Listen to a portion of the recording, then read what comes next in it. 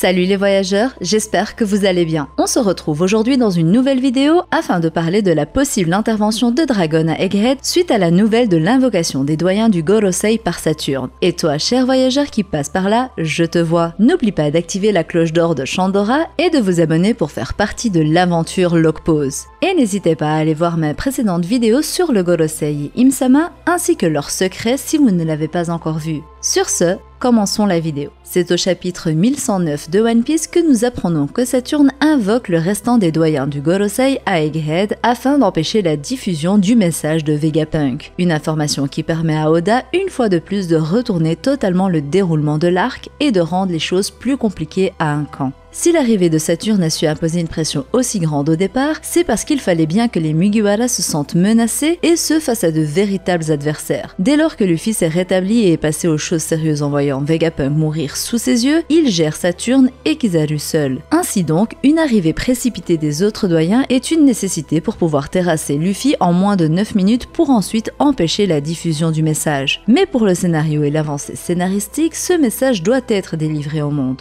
Ce qui laisse sous-entendre que le Gorosei va échouer, mais pour cela il faut du renfort bien costaud pour les remettre à leur place. Alors, Dragon est logiquement la première personne à laquelle on pense. Il n'y a personne de plus puissant que lui pour intervenir, hormis peut-être Shanks, mais les chances sont selon moi très petites. Il y a néanmoins d'autres personnages pouvant rappliquer sur l'île pour aider Luffy ou pour se mêler au conflit par intérêt. C'est ce que nous allons voir et théoriser dans cette vidéo.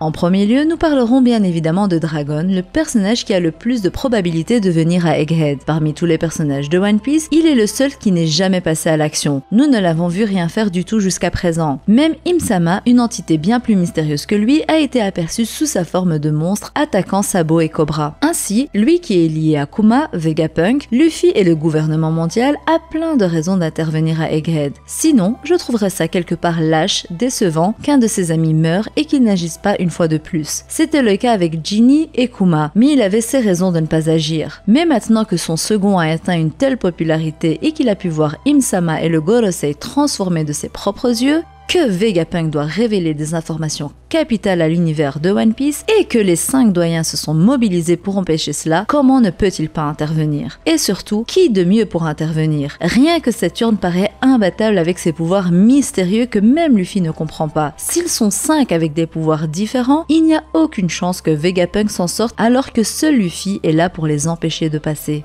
1. Ok, 2, pourquoi pas, mais au-delà, même pour quelqu'un du niveau de Luffy, c'est compliqué. Sanji reste avec Vegapunk, Zoro n'a toujours pas fini son combat et Jinbei va le retrouver pour qu'il évacue l'île sans se perdre. Qui peut donc aider Luffy face aux 5 entités présentes à Egghead?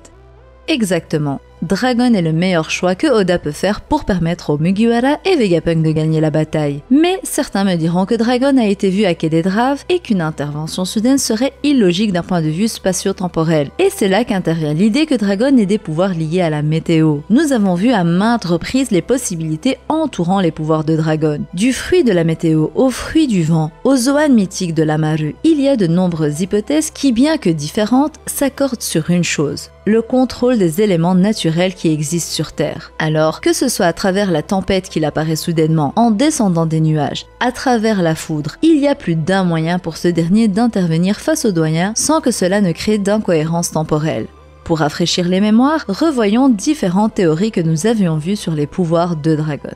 Amaru est un serpent dragon mythologique doté de pouvoirs surnaturels, considéré comme un annonciateur de changements majeurs dans le monde. Ce dernier est lié à la révolution et aux transformations climatiques influençant le vent et la pluie. Selon l'hypothèse que Dragon est le fruit de cette créature mythique, il aurait laissé entrevoir ses pouvoirs à Locktown. N'oublions pas que la queue de cette créature arbore les mêmes marques que Dragon a sur son visage. De plus, le navire de Dragon est orné de ce qui semble être des mi-serpents, mi-dragons noirs. C'était la première idée. Et si vous souhaitez en savoir plus sur ce sujet, n'hésitez pas à aller voir la vidéo dédiée. Une deuxième hypothèse que nous avons vue à la suite du chapitre 1044 est que Dragon ait mangé le même fruit que Luffy, mais d'un modèle différent. Comme on a pu le voir au chapitre 237, il y a 4 dieux différents. Le dieu soleil, le dieu de la pluie, le dieu de la forêt et le dieu de la terre. Ces dieux existent selon la théorie dans One Piece sous la forme de fruits du démon. En effet, sans son fruit, Luffy ne serait pas le dieu soleil. Il y a donc possiblement 3 autres fruits qui sont détenus par 3 autres personnages faisant d'eux des dieux au même rang que Luffy. Et quoi de mieux pour Dragon Dragon que d'être le dieu de la pluie. En effet, le Zoan Ito-Itonomi modèle dieu de la pluie serait le Zoan le plus intéressant pour Monkey D. Dragon si ce fruit existe bel et bien. Si on s'intéresse à la mythologie grecque où les dieux ont une grande importance et sont toujours présents, on peut voir qu'un dieu de la pluie existe et ce qui est intéressant à noter est que ses pouvoirs ne se résument pas qu'à la pluie, mais aussi à l'orage, le feu, les nuages, etc. On retrouve le dieu de la pluie dans différentes mythologies, mais je vais mentionner un dieu qui a pas mal de points communs avec Dragon.